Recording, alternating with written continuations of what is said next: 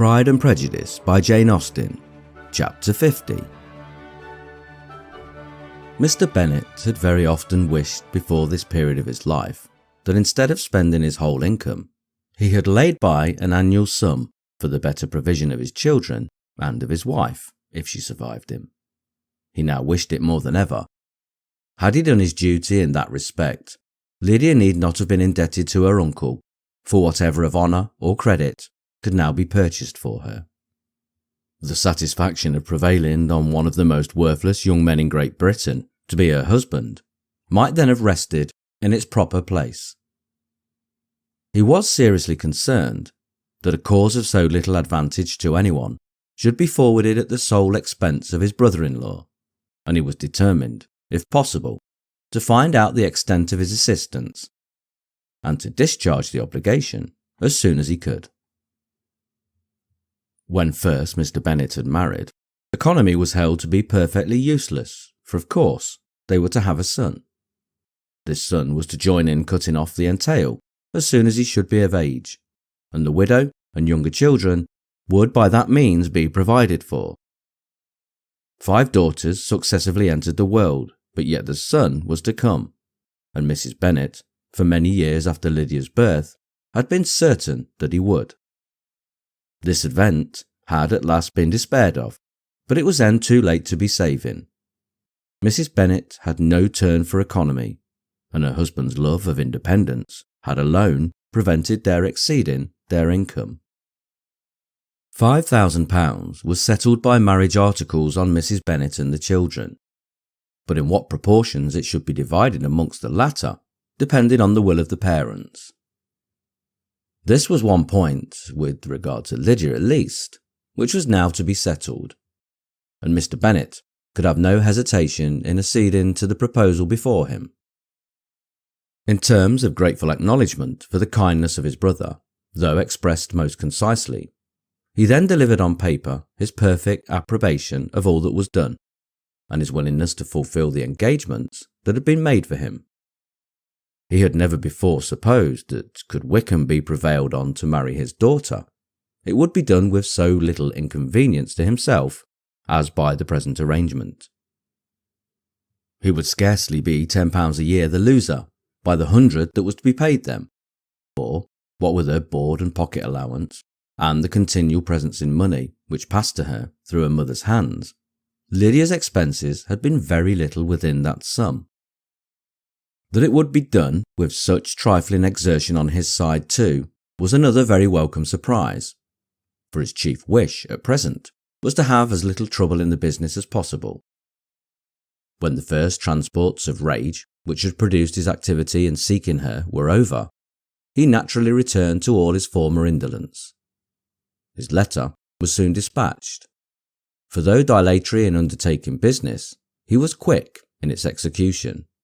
He begged to know farther particulars of what he was indebted to his brother, but was too angry with Lydia to send any message to her. The good news quickly spread through the house, and with proportionate speed through the neighbourhood. It was borne in the latter with decent philosophy. To be sure, it would have been more for the advantage of conversation had Miss Lydia Bennet come upon the town, or, as the happiest alternative, been secluded from the world in some distant farmhouse. But there was much to be talked of in marrying her, and the good-natured wishes for her well-doing, which had proceeded before from all the spiteful old ladies in Meryton, lost but little of their spirit in this change of circumstances, because with such a husband her misery was considered certain. It was a fortnight since Mrs. Bennet had been downstairs, but on this happy day she again took her seat at the head of her table in spirits oppressively high. No sentiment of shame gave a damp to her triumph. The marriage of her daughter, which had been the first object of her wishes since Jane was 16, was now on the point of accomplishment, and her thoughts and her words ran wholly on those attendants of elegant nuptials, fine muslins, new carriages, and servants. She was busily searching through the neighbourhood for a proper situation for her daughter, and, without knowing or considering what their income might be, rejected many as deficient in size and importance. Hyde Park might do, said she, if the Gouldings would quit it, or the great house at Stoke, if the drawing-room were larger, but Ashworth is too far off. I could not bear to have her 10 miles from me, and as for Purvis Lodge, the attics are dreadful. Her husband allowed her to talk on without interruption, while the servants remained. But when they had withdrawn, he said to her, Mrs. Bennet, before you take any, or all of these houses for your son and daughter, let us come to a right understanding. Into one house in this neighbourhood they shall never have admittance. I will not encourage the impudence of either by receiving them at Longbourn. A long dispute followed this declaration, but Mr. Bennet was firm. It soon led to another, and Mrs. Bennet found, with amazement and horror, that her husband would not advance a guinea to buy clothes for his daughter. He protested that she should receive from him no mark of affection whatever on the occasion. Mrs. Bennet could hardly comprehend it, that his anger could be carried to such a point of inconceivable resentment as to refuse his daughter a privilege without which her marriage would scarcely seem valid, exceeded all that she could believe possible. She was more alive to the disgrace, which the want of new clothes must reflect on her daughter's nuptials, than to any sense of shame at her eloping and living with Wickham a fortnight before they took place.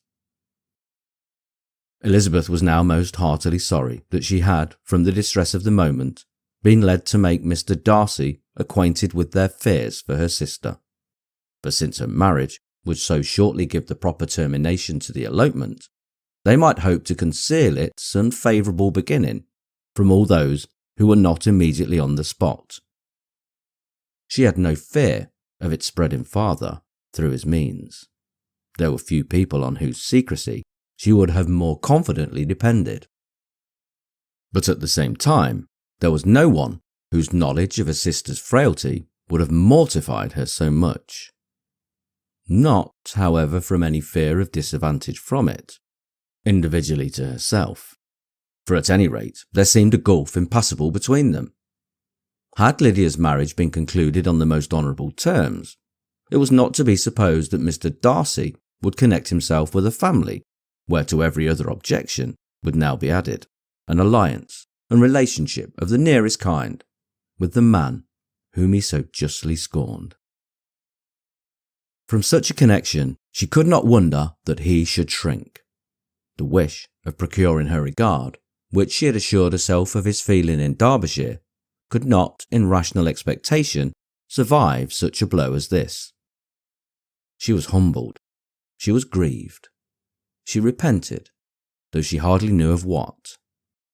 She became jealous of his esteem when she could no longer hope to be benefited by it. She wanted to hear of him when there seemed the least chance of gaining intelligence. She was convinced that she could have been happy with him when it was no longer likely they should meet. What a triumph for him, as she often thought, could he know that the proposals which she had proudly spurned only 4 months ago would now have been gladly and gratefully received. He was as generous, she doubted not, as the most generous of his sex, but while he was mortal, there must be a triumph. She began now to comprehend that he was exactly the man who, in disposition and talents, would most suit her. His understanding and temper, though unlike her own, would have answered all her wishes. It was a union that must have been to the advantage of both. By her ease and liveliness, his mind might have been softened, his manners improved, and from his judgment, information, and knowledge of the world, she must have received benefit of greater importance. But no such happy marriage could now teach the admiring multitude what connubial felicity really was. A union of a different tendency, and precluding the possibility of the other, was soon to be formed in their family. How Wickham and Lydia were to be supported in tolerable independence she could not imagine. But how little of permanent happiness could belong to a couple who were only brought together because their passions were stronger than their virtue, she could easily conjecture. Mr. Gardiner soon wrote again to his brother. To Mrs. Bennet's acknowledgments he briefly replied, with assurances of his eagerness to pronounce the welfare of any of his family, and concluded with entreaties that the subject might never be mentioned to him again. The principal purport of his letter was to inform them that Mr. Wickham had resolved on quitting the militia. It was greatly my wish that he should do so, he added, as soon as his marriage was fixed on, and I think you will agree with me in considering a removal from the corps as highly advisable, both on his account and my niece's. It is Mr. Wickham's intention to go into the regulars, and among his former friends there are still some who are able and willing to assist him in the army. He has the promise of an ensigncy in General's regiment, now quartered in the north. It is an advantage to have it so far from this part of the United Kingdom. He promises fairly, and I hope among different people, where they may each have a character to preserve, they will both be more prudent. I have written to Colonel Forster to inform him of our present arrangements, and to request that he will satisfy the various creditors of Mr. Wickham in and near Brighton, with assurances of speedy payment, for which I have pledged myself. And will you give me yourself the trouble of carrying similar assurances to his creditors in Meryton, of whom I shall subjoin a list, according to his information. He has given in all his debts. I hope at least he has not deceived us. Haggerston has our directions, and all will be completed in a week. They will then join his regiment, unless they are first invited to Longbourn, and I understand from Mrs. Gardiner that my niece is very desirous of seeing you all before she leaves the south. She is well, and begs to be dutifully remembered to you and her mother. Yours, E. Gardiner.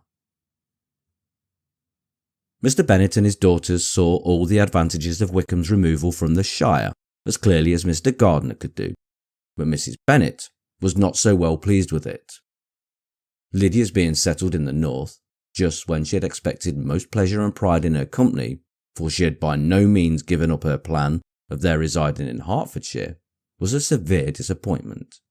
And besides, it was such a pity that Lydia could be taken from a regiment where she was acquainted with everybody and had so many favourites. "She is so fond of Mrs. Forster," said she. "It will be quite shocking to send her away. And there are several of the young men too that she likes very much. The officers may not be so pleasant in General's regiment."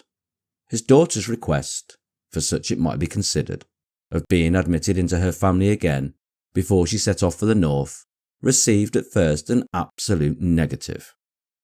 But Jane and Elizabeth, who agreed in wishing, for the sake of their sister's feelings and consequence, that she should be noticed on her marriage by her parents, urged him so earnestly, yet so rationally and so mildly, to receive her and her husband at Longbourn as soon as they were married, that he was prevailed on to think as they thought and act as they wished.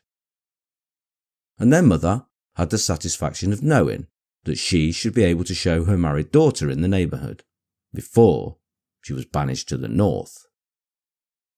When Mr. Bennet wrote again to his brother, therefore, he sent his permission for them to come, and it was settled that as soon as the ceremony was over, they should proceed to Longbourn. Elizabeth was surprised, however, that Wickham could consent to such a scheme, and, had she consulted only by her own inclination, any meeting with him would have been the last object of her wishes.